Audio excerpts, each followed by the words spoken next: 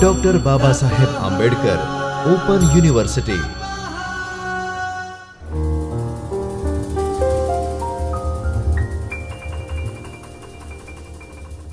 नमस्कार विद्यार्थी मित्रों, doctor Baba Saheb Ambedkar open university Ahmedabad के इस चैतन्य स्टूडियो से मैं डॉक्टर राखी जैन, असिस्टेंट प्रोफेसर संस्कृत विभाग, आप सभी विद्यार्थी मित्रों का हार्दिक स्वागत करती हूँ। विद्यार्थी मित्रों, आज हम BA द्वितीय वर्ष संस्कृत के पेपर नंबर SKT कोम 202 संस्कृत कथा साहित्य, इसका विभाग नंबर 1 जिसका नाम है संस्कृत कथा साहित्य परिचय, इस विभाग का एकम नंबर 5 मनोरंजक कथाओं, इसके विषय में आज हम अध्ययन करने वाले हैं।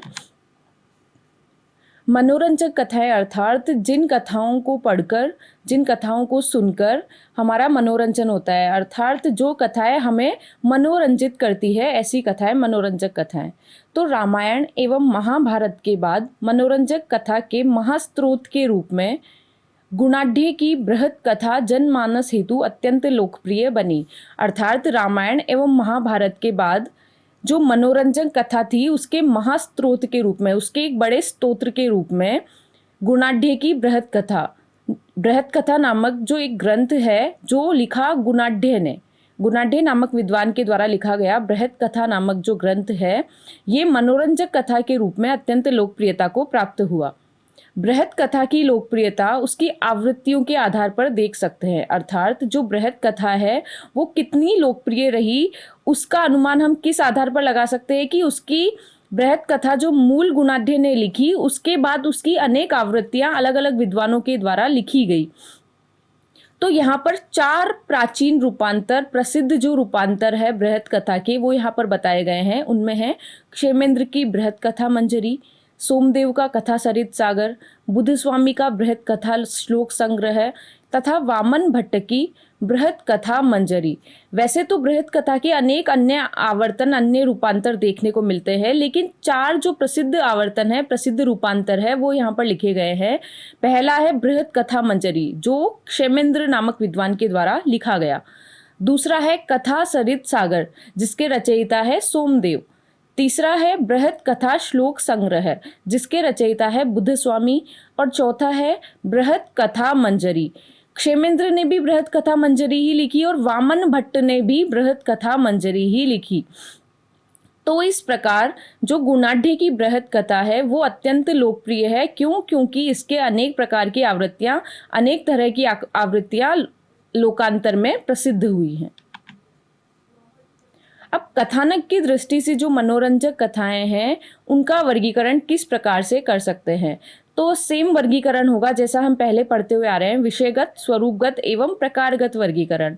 तो सबसे पहला है विषयगत वर्गीकरण, अर्थात जो मनोरंजक कथाएं हैं उनका विषय क्या क्या हो सकता है, किस विषय को आधार बनाकर मनोरंजक कथाओं का कथानक लिखा जा सकता है। तो उसमें है देवासुर संग्राम संबंधी कथाएं। देवासुर संग्राम अर्थात जो देवताओं और असुरों के बीच में संग्राम हुआ था, उन संग्राम से संबंधित जो भी कोई कथा है, उसको वो कोई मनोरंजक दृष्टि से यदि महत्वपूर्ण है तो उसको हम इस विषयगत वर्गीकरण में शामिल कर सकते हैं। दूसरा है सृष्टि संबंधी कथाएं, अर्थात जब सृष्टि की उत्पत्ति हुई तो उस समय की कथाओं को इसमें शामिल किया जा सकता है। नैतिक आदर्शों संबंधी कथाएं हो सकती है, जिसमें नीति संबंधी उपदेश दिए गए हों। राजनीति संबंधी, अर्थात राजनीतिक विषयों से संबंधित। उसके बाद है सामाजिक, अर्थात समाज से संबंधित कथाएं। इसके बाद है व्यवहारिक बुद्धि संबंधी, अर्थात जो दैनिक जीवन का जो व्यवहार होता है उससे संबंधित कथाएं भी इसमें सम्मिलित की जा सकती है।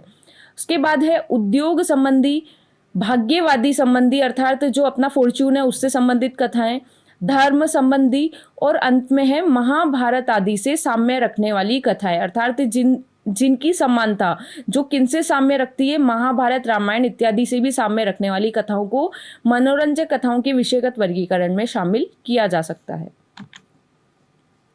दूसरा वर्गीकरण है स्वरूपगत वर्गीकरण। स्वरूपगत वर्गीकरण के 3 प्रकार हैं, घटना प्रधान, चरित्र प्रधान और भाव प्रधान। घटना प्रधान, जिसमें घटना की प्रधानता है, किसी घटना विशेष को प्रधान बनाकर जो कथा लिखी गई है वो घटना प्रधान। इसका उदाहरण यहाँ पर दिया गया है शक्ति देव की कथा। इसमें जो शक्ति देव है, इनकी कथा में किसी विशेष घटना को आधार बनाकर यह कथा लिखी गई है। दूसरी है चरित्र प्रधान कथा। चरित्र प्रधान अर्थात किसी पात्र विशेष या किसी चरित्र विशेष से संबंधित जो कथा होगी वो चरित्र प्रधान कथा होगी। इसका उदाहरण है जीमूत वाहन कथा, अर्थात जीमूत वाहन नामक जो किसी पात्र विशेष को आधार बनाकर यह कथा लिखी गई है। तीसरी है भाव प्रधान कथा। भाव प्रधान अर्थात भाव विशेष को आधार बनाकर जो कथा लिखी जाती है, सात्विक भाव या दूसरे किसी भी भाव को आधार बनाकर, तो इसका उदाहरण यहाँ पर दिया हुआ है मलय माली की कथा। तो इस प्रकार से स्वरूपगत वर्गीकरण को 3 प्रकारों में बांटा गया है, घटना प्रधान, चरित्र प्रधान और तीसरा है भाव प्रधान। तीसरा वर्गीकरण है प्रकारगत वर्गीकरण। जो मनोरंजक कथाएं हैं उनको कथानक की दृष्टि से प्रकारगत वर्गीकरण में भी सम्मिलित किया जा सकता है, अर्थात मनोरंजक कथाएं जो है वो किस किस प्रकार की हो सकती है। तो यहाँ पर लिखा गया है लोक कथा, अर्थात लोक कथाओं से संबंधित हो सकती है। प्रहेलिका कथा अर्थात जिसमें पहेलियाँ इत्यादि दी गई हो, उसको भी इसमें सम्मिलित किया जा सकता है। तीसरा है चुटकुले इत्यादि भी मनोरंजक कथाओं का एक भाग माना जा सकता है। और चौथा है अवदान कथा। अवदान कथाओं को भी मनोरंजक कथाओं का एक वर्गीकरण में सम्मिलित किया जा सकता है। तो इस प्रकार प्रकारगत वर्गीकरण में ये 4 प्रकार बताए गए हैं। अब चरित्र चित्रण की दृष्टि से जो मनोरंजक कथाएं हैं, इनके पात्रों का वर्गीकरण किस प्रकार से किया जा सकता है, अर्थात जो मनोरंजक कथाएं हैं उसमें किन किन पात्रों को सम्मिलित किया जा सकता है। तो 3 प्रकार के पात्र यहाँ पर बताए गए हैं, दिव्य, असुर और मानव। दिव्य अर्थात जो दिव्य पुरुष होते हैं उनको इसमें शामिल किया जा सकता है। असुर अर्थात जो राक्षस इत्यादि है उनको, और मानव में स्त्री और पुरुष को लिया गया है। तो सबसे पहला पात्र है दिव्य पात्र। दिव्य पात्र को 2 भागों में वर्गीकृत किया गया है, देव और दूसरा है अर्ध दिव्य। जो प्रथम पात्र है वो तो है संपूर्ण रूप से जो देव कहलाते हैं, उनको इस पात्र के रूप में लिया जा सकता है। और दूसरा है अर्ध दिव्य, जो दिव्य भी है और अदिव्य भी है, वो मिक्स में जो है उनको अर्ध दिव्य कहा जाता है। तो अर्ध दिव्य पात्र 3 प्रकार के बताए गए हैं, विद्याधर, सिद्ध और नाग इत्यादि। इन सभी को अर्ध दिव्य पात्रों में सम्मिलित किया गया है। तो इस प्रकार से दिव्य पात्र जो हैं ये मनोरंजक कथाओं के पात्र हो सकते हैं। दूसरा है असुर, तो राक्षस इत्यादि भी मनोरंजक कथाओं के पात्र हो सकते हैं। और तीसरा है मानव। मानव में स्त्री और पुरुष, और स्त्री और पुरुष के भी विशेष रूप से यहाँ पर बताए गए हैं कि स्त्रियां कैसी हो सकती है, या तो सती हो सकती है, या कुलटा, या वैश्या, या वीरांगना, या प्रज्ञा संपन्न अथवा सिद्ध नारी। इन सभी स्त्रियों को इनमें से किसी भी स्त्री को पात्र के रूप में मनोरंजक कथाओं में लिया जा सकता है। और पुरुषों के वर्गीकरण में बताया गया है, या तो राजा हो सकता है पुरुष, या वीर पुरुष, अथवा धूर्त ब्राह्मण, सिद्ध देव अथवा प्रज्ञा संपन्न पुरुष को पात्र के रूप में मनोरंजक कथा में सम्मिलित किया जा सकता है। तो इस प्रकार से यहाँ पर हमने देखा कि मनोरंजक कथाओं के पात्र जो हैं वो 3 प्रकार के हो सकते हैं, दिव्य, असुर एवं मानव। अब कथाओं में जो प्रसिद्ध कथाएं हैं, जो मनोरंजक कथाओं में कुछ प्रसिद्ध कथाएं हैं, उन कथाओं को यहाँ पर बताया है। उसमें पहली कथा है वेताल पंचविंशति कथा। वेताल पंचविंशति कथा के बारे में कहा गया है कि पंचविंशति कथा, पंचविंशति अर्थात 25, पंचविंशति 5 और 20 यानी 25 कथाओं का यहाँ पर संग्रह किया गया है। और जो किससे संबंधित है, वेताल से संबंधित है।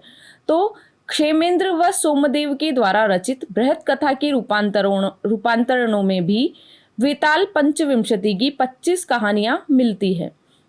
क्षेमेंद्र और सोमदेव ने जो बृहत कथा का रूपांतर किया, उसमें वेताल पंचविंशति की 25 कहानियों का संग्रह उपलब्ध होता है।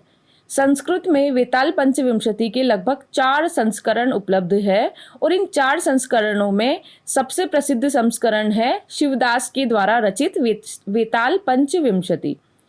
अब इस वेताल पंचविंशति में क्या है, इसमें 25 बौद्धिक उत्थानकारी कहानियां संकलित है, और इन कथाओं का वक्ता एक शव देह में निवास करता हुआ वेताल है, अर्थात एक मरी हुई जो शरीर है, मृत शरीर है, उसमें निवास करने वाला वेताल है, जो भिन्न भिन्न क्लिष्ट प्रश्नों के वाली कथाएं सुनाकर राजा को सुनाता था और जब प्रश्नों का उत्तर उसे प्राप्त हो जाता था तो वह वापस जाकर अपने वृक्ष पर लटक जाता था। अर्थात इनमें जो कहानियाँ कही गई है वो प्रश्नों के माध्यम से पूछी गई कहानियाँ हैं। तो किसी राजा की प्रजा है, उसमें एक वेताल रहता है। वेताल जो है वो किसी शवदेह में अर्थात मृत शरीर में निवास करने वाला वेताल है। वो बार बार अलग अलग प्रकार से क्लिष्ट प्रश्नों के द्वारा अर्थात कठिन प्रश्नों के द्वारा राजा से प्रश्न पूछता है और उन क्लिष्ट प्रश्नों वाली कथाएं राजा को सुनाता है। और जब उन प्रश्नों का उत्तर उसे प्राप्त हो जाता था तो वो वापस जाकर जिस वृक्ष पर वह रहता था उस पर जाकर वापस लटक जाता था। तो इस प्रकार इसमें 25 कहानियों के रूप में इस कथा का संग्रह किया गया है। दूसरी कथा है शुक सप्तति की कथा। शुक सप्तति, शुक अर्थात तोता और सप्तति अर्थात 70 कथाएं। इसमें 70 कथाएं सम्मिलित की गई है जो किससे संबंधित है, शुक से संबंधित है अर्थात तोते से संबंधित है। जो तोता है इसको मेन भूमिका में लिया गया है। वो इस प्रकार से उपदेश देता है कि अपना जो इस कहानी का जो नायक और नायिका है वो गलत मार्ग पर जाने से रुक जाते हैं। तो इस कथा की रचयिता तथा रचना काल के विषय में संदेह माना गया अर्थात इसका कोई विशिष्ट हमें प्रमाण प्राप्त नहीं होते हैं कि इस कथा का रचयिता कौन है और इसकी रचना कब की गई। अब इस कथा में क्या सम्मिलित है? यह कथा नायक मदन सेन और उसकी पत्नी प्रभावती ये दोनों किस प्रकार एक बुद्धिमान तोते की सहायता से अपने चारित्र्य संबंधी दोषों से मुक्त होते हैं उसके इर्द गिर्द यह कथा घूमती है। अर्थात इस कथा का नायक है मदन सेन और नायिका है प्रभावती जो उसकी पत्नी है। वो दोनों एक बुद्धिमान तोते की सहायता से अपने चरित्र संबंधी दोषों से किस प्रकार से मुक्त होते हैं उन सभी कथाओं को इसमें सम्मिलित किया गया है। तीसरी कथा है सिंहासन द्वात्रिंशिका कथा। सिंहासन द्वात्रिंशिका, द्वात्रिंशिका अर्थात 32 कथाएं इसमें सम्मिलित की गई है। 32 कथाओं का यह संग्रह है द्वात्रिंशिका। अब तक उपलब्ध सिंहासन की 32 कहानियों में से कवि मलय चंद्र द्वारा 1493 ईस्वी में लिखी गई सिंहासन द्वात्रिंशिका कथा सबसे प्राचीन मानी जाती है। अर्थात जो सिंहासन की 32 कहानियां कवि मलय चंद्र ने लिखी उनके द्वारा इन लिखी हुई कहानियों में से सन 1493 ईस्वी में लिखी गई सिंहासन द्वात्रिंशिता नामक जो कथा है यह सबसे प्राचीन मानी जाती है।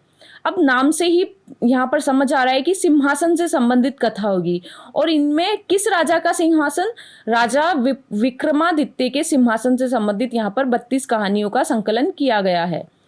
राजा विक्रमादित्य जो हैं उनकी मृत्यु कब हुई? प्रथम शताब्दी में हुई और ये राजा उत्कृष्ट गुणों से युक्त थे, अद्वितीय सौंदर्य, वीरता एवं देशभक्ति से युक्त एक राजसी व्यक्ति थे अर्थात राजाशाही ये व्यक्ति थे और लंबे समय तक ये भारतीय जनमानस के मन पर अंकित रहे।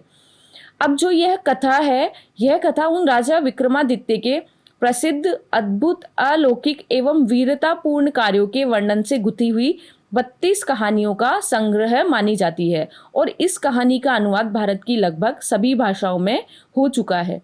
तो इस प्रकार जो हमारी मनोरंजक कथाएं हैं उसमें कुछ प्रसिद्ध कथाओं के विषय में हमने आज अध्ययन किया। इसी के साथ आज हमने मनोरंजक कथाओं के जो कथानक है उसको किस प्रकार से वर्गीकृत किया जा सकता है तथा उसके पात्रों को किस प्रकार से वर्गीकृत किया जा सकता है उसके विषय में आज हमने अध्ययन किया। तो मित्रों हम आने वाली कक्षा में इसके आगे के विषय के साथ मिलेंगे। तब तक के लिए धन्यवाद। स्वाध्यायः परः